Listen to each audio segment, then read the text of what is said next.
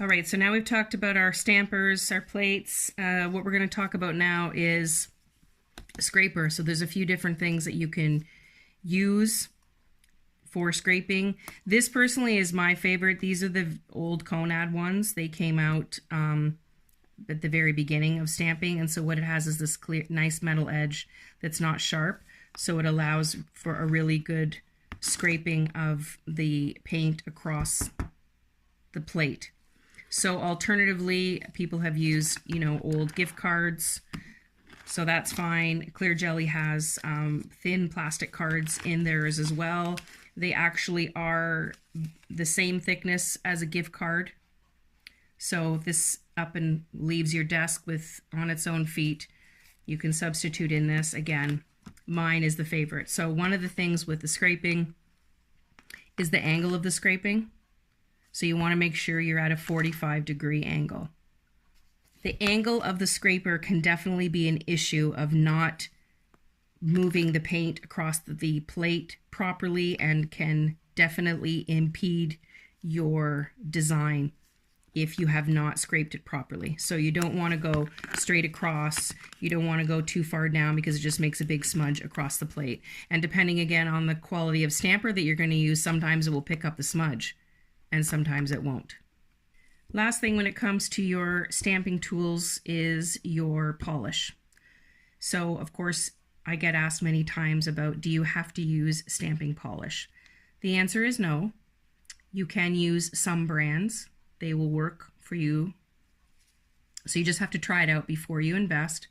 One of the issues though with using regular polish is that stamping polishes are fully loaded with more pigment, up to 5, 6, 8 times more pigment in stamping polishes than regular polish. If you use regular nail polish while you're doing your stamping, a lot of times it just won't show up as well on the nail. So it's not that it won't work, but perhaps it may not show up. So the particular polishes that are made for stamping are much more pigmented, so they're going to show up for you much better on the nail with your design. So again, you've got different qualities then within your stamping polishes. So you've got cheap stuff that's, $5, and then you've got, this is again an old Conad one, which was the special polish, very, very expensive in the beginning, but it was the quality that we needed. And then of course we've got our Clear Jelly stamping brand, which again is a great quality of polish. So then I'm going to show you a few things, what happens with the different tools and what your mistakes are as we go forward.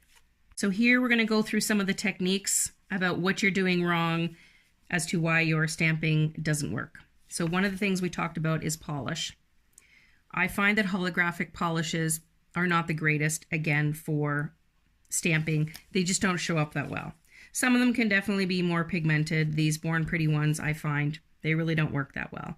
So we're going to obviously put the polish down, scrape at our 45-degree angle, and pick up. Now, of course, this one's silver, but you can hardly see it there. So it might be a nice accent over a color, but other than that, it's going to hardly show up on the nail at all. So that's with the holographic one. So definitely play around as you wish, but I find that they just don't show up as well, so I don't feel that they're worth the money.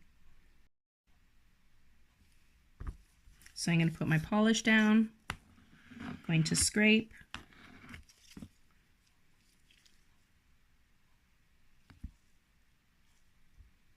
So you see this one is a cheaper polish and it doesn't pick up nicely. So I scraped twice even, so it could have been possibly that it was too long, but the cheaper polish, see, didn't pick up the full design.